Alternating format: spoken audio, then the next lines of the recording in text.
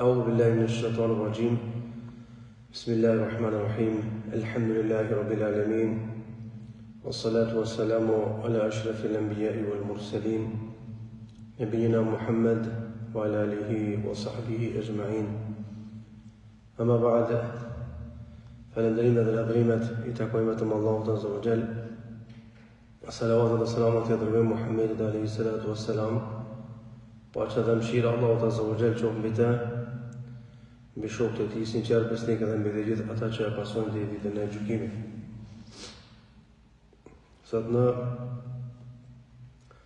ligjëratën e sabahut do të kemi përballë tre ajete të surës Al-Hujurat dhe pastaj disa sekuenca nga ajetet të ndryshme të librit të Allahut Azza wa Jall. Është ajeti 16 dhe 18 i kësaj sure ku Allahu Azza wa Jall i çorton të gjithë ata të cilët folim për Allahun pa dije dhe pretendojnë diçka që Zoti e di më mirë se ata atë pretendojnë. Tha Allahu Azza wa Jalla në formë çortimi: "Qul tu'allimuna Allaha bi dinikum wallahu ya'lamu ma fi as-samawati wa ma fi al-ard wallahu bi kulli shay'in 'alim. Yamunnuna 'alayka an aslamu qul la tamunnu 'alayya islamakum bal Allahu yamunnu 'alaykum an hadakum lil-iman in kuntum sadiqin. Inna Allaha ya'lamu ghayba as-samawati wal-ard wallahu basirun bima ta'malun." Thuaj atyre, apo doni mi kallëzu Allahu Azza wa Jall për fenë tuaja se çfarë morë keni? A Allahu e din çdo gjë që ka në qiell dhe në tokë? Allahu është i mirënjohur për çdo gjë. Pastaj thot, ata ty të krenohen me islamin e tyre dhe thuaj mos u krenoni me islamin tuaj, nga sa Allahu Azza wa Jall është ai i cili ju begatoi me iman dhe me besim nëse jeni të vërtet e dini të vërtetën. Me të vërtetë Allahu din gjërat, shëhtësitë e qiellit dhe tokës. Allahu Azza wa Jall është basir, do thotë shikon atë çfarë ju veproni. Ajetet në fjalë ka zbrit për arabët, beduinët, do thotë për disa beduinë të cilët kanë pretenduar që kanë hyrë në Islam frikë dhe tash u bë musliman më të mirë. Dhe kanë pretenduar që kanë arritur atë nivelin e Islamit duhur. E këtë Allahu Azza wa Jalla thotë u demantoi duke treguar që a ju keni me të kallëzu Allahu Azza wa Jalla, a keni besu si duhet, apo do thotë ka mangë diçka besimi juaj. Pastaj Allahu Azza wa Jalla u tregoi atyre që Zoti xhallahu ala është ai i cili do të dinë gjërat e fshehta, është ai i cili din çdo gjë dhe i din shëhtësitë që në qiell edhe në tokë. Dhe çështja tjetër është se Allahu Azza wa Jalla është ai i cili i begaton njerëzit me udhëzim. Udhëzimi është në dorën e Zotit. Neve na takon me përcjell mesazhin e Allahut Azza wa Jalla e pastaj këdo Allahu subhanahu wa taala e udhëzon. Prej dobive nga këto ajete është sa i përket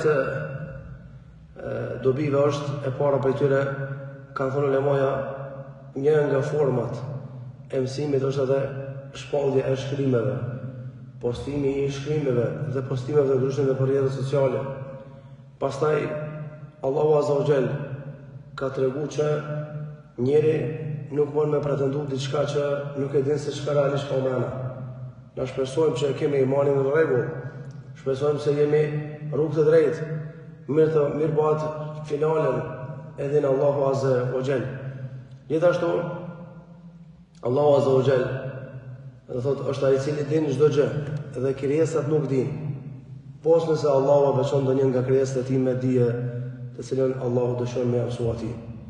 Gjithashtu prej dobive ka thënë ulemoja është se çdo gjë që është në qiell dhe në tokë, asnjëherë dhe kur nuk ka mundësi me ushqeh Allahut Azza wa Jall, edhe nëse është në thellësinë e detit gjigant, edhe nëse është në shkëtir, apo ku do qoftë ajo, apo në qiell, atë në dinë Allahu Azza wa Jall, nga se Allahu din çdo gjë dhe ati nuk i ka asgjë subhanahu wa ta'ala.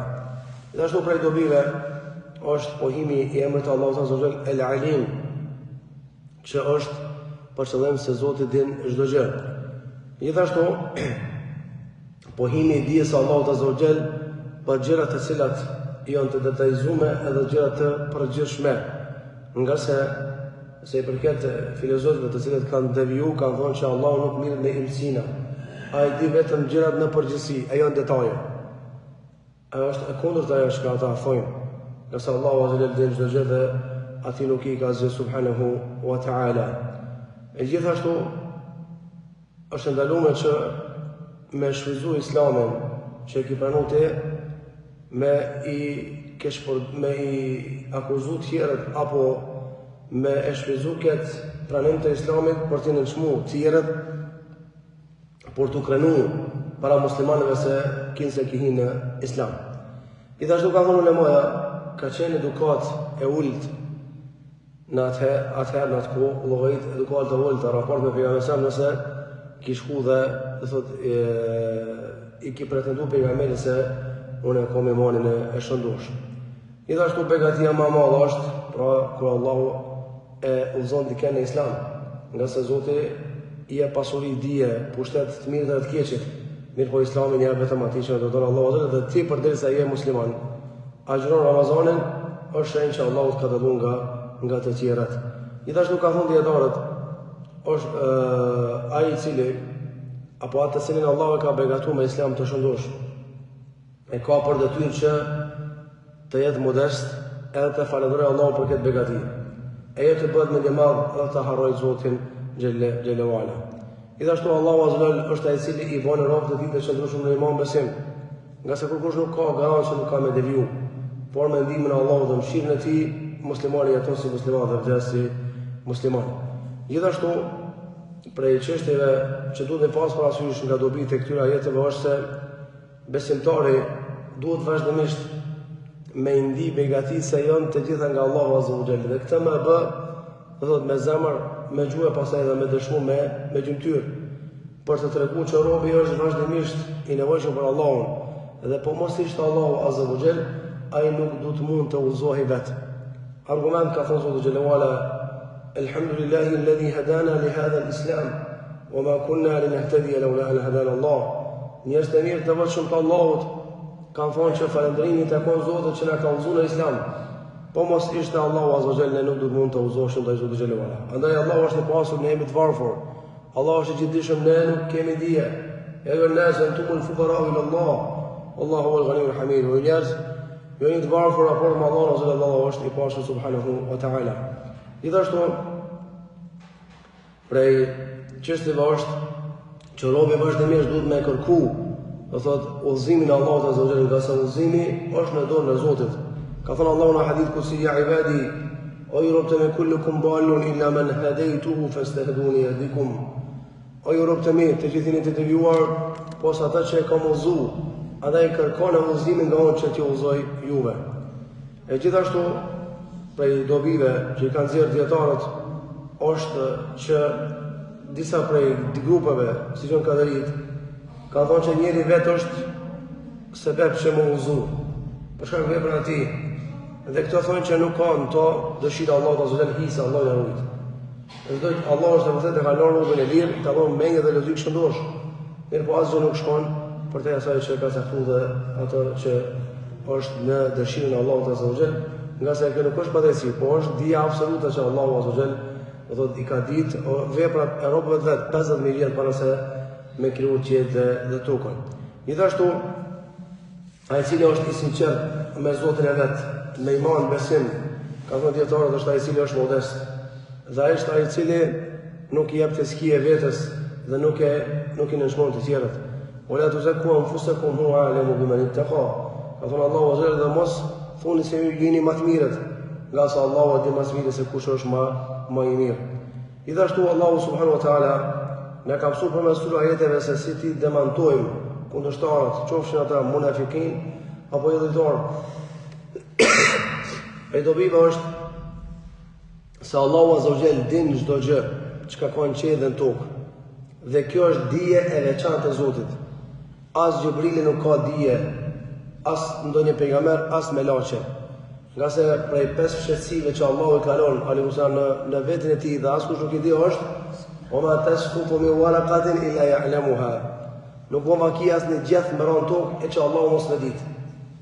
Çdo pemë që ekziston në botë, edhe që ka ekzistuar, që nga krijimi i kësaj bote deri në fund të kësaj bote, Allahu e din sa gjethe kam i pasur e pemë, sa ka më qenë afatgjate, a ka më qenë frytëzënse, dhe se nuk bjen asnjë gjeth në tokë pa lejen, pa dijen e Allahut azza wa jall. Dhe kjo është dija absolute që nuk e din askush, as melek i afërt i Zotit Xhibrili, e as pejgamberi i Allahut azza wa jall që është Muhamedi alayhi salatu wassalam.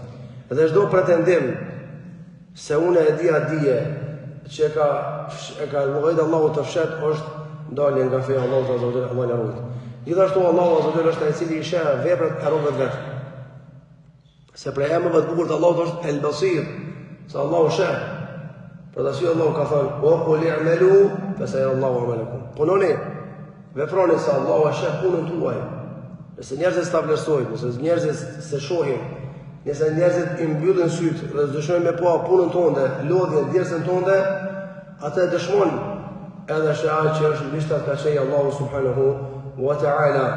Gjithashtu prej dobive ka thënë ulema është se Allahu azza wa jalla ka mësuar që sado që ngritemi me iman besim, sado që avancojmë me iman besim prap, nëse s'kemi edukat të mirë fill të raport me Allahun azza wa jall, imani jonë nuk është rregull. Nëse s'kemi edukat të raport me pejgamberin islam, imani jonë nuk është rregull. Prej ajeteve të shkurtra në surën Ahzab ajeti 42 Allahu azza wa jalla tha: "Wasabbihuhu bukratan wa asila." Dhe lavdroni dhe madhroni Allahun azza wa jall, moni të sbi Zotit mëngjes dhe mbrëmje. Dhe normalisht fjala subhanallah, që në gjuhën shqipe do thotë i patmeta, është Allahu azza wa jall, është fjalë e madhe. Dhe ai i cili thot brenda 24 orëve 100 herë Allahu ja fal mëkatet edhe nëse janë sa do thotë sa deti apo sa shkuma e detit. Do thotë mëkatet nëse janë të shumta, nëse e thu vazhdimisht subhanallahi wa bihamdihi subhanallahi al-azim, mëkatet bien tokë me lenin Allahut azza wa jall, nga se pejgamberi alayhis salam është ai i cili e ka përdorur këtë fjalë. Dhe normalisht këtë fjalë do thotë e kanë përdorur edhe melekët e Allahut azza wa jall. Ka thënë dietarë një kursus që ai i cili e thotë këtë fjalë 100 herë brenda ditës, i shplyen gjunahet, qofshin sa shkuma e detit, i shkruan nimi sevape, i fshihen 100 nimi të këshia. Andaj kjo e me kuptu që Allahu ka lënë punë të lehta, por që ka sevape në të shumë të tonë. Për shembull, kelimetani khafifetani fil mizan, fil lisan, khafifetani fil mizan, habibatani ila rahman, subhanallahu wa bihamdihi subhanal azim. Pejgamberi selam dy fjalë janë të lehta për gjuhën. Janë të dashura te Allahu azza wa jall, peshojnë rënd te peshoja e Zotit. Ato fjalë janë subhanallahu wa bihamdihi, ila madhura Allahu i patmeta është aty të kon hamdi, falënderimi, edhe subhanallahu al-azim, ila madhura dhe i patmeta Allahu azza wa jall është ai Zoti subhanahu wa taala. Çka thot muslimani kur thot subhanallah? Ai e dëson Zotin e vet. Jo që Allahu ka nevojë na me dësu miq me gjithat. Ai e pason Allahun azza nga çdo tmet. Edhe sa ai s'ka tmeta, por nga tmeta që ja përshkruajnë pa besimtarët, ja mohon se Allahu i ka ata.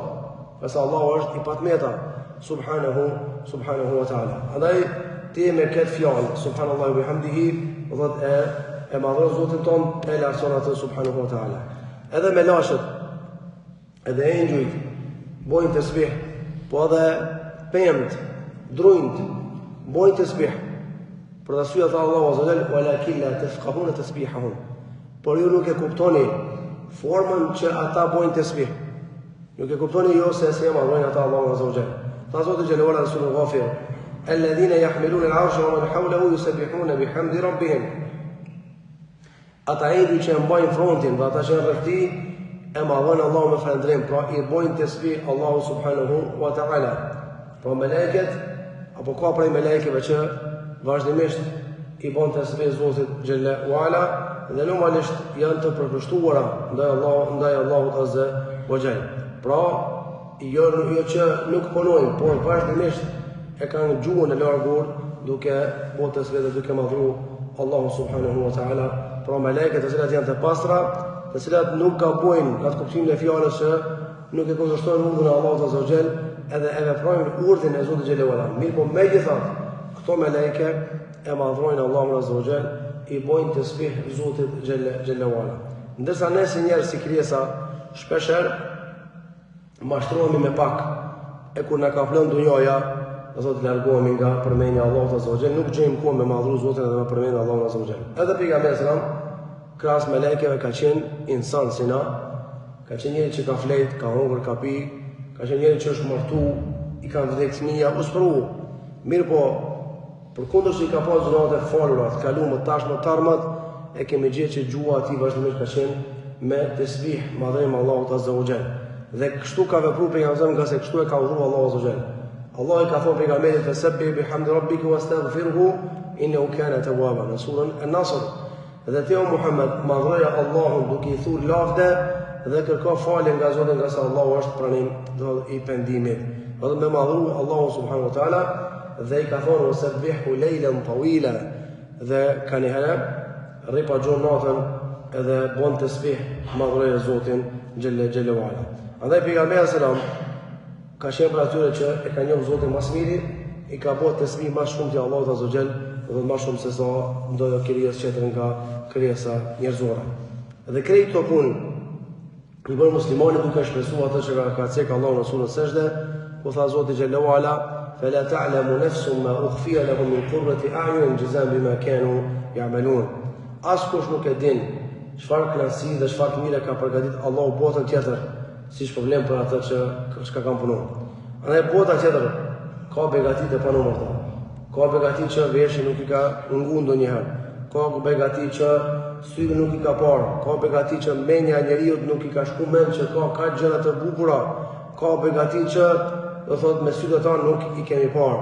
Dhe këto gjështje i ka përgatitur Allahu Azza wa Jall për robërit e tij. Për atë arsye tha pejgamberi sallallahu alaihi wasallam se Zoti ka thonë në hadith kursi kam përgatitur për robët e mi gjëra që syri i tyre nuk i ka parë, veshi nuk i ka dëgjuar dhe zemra e robit kur nuk ka mendu e as nuk ka paraftiru se ka gjëra të këndshme dhe të bukura. Dhe normalisht kur i dëgjojmë këtë çështje, na shpeshherë duhet me lut Zotin që Allahu na bëj prej xhenetlive neve, prindërve tonë edhe të afërmit tonë. Çupa thënë burim e zonë.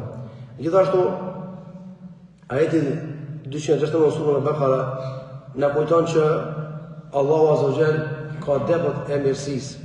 Dhe kujt i jepet urësia, ju ka dhënë një mirësi e madhe.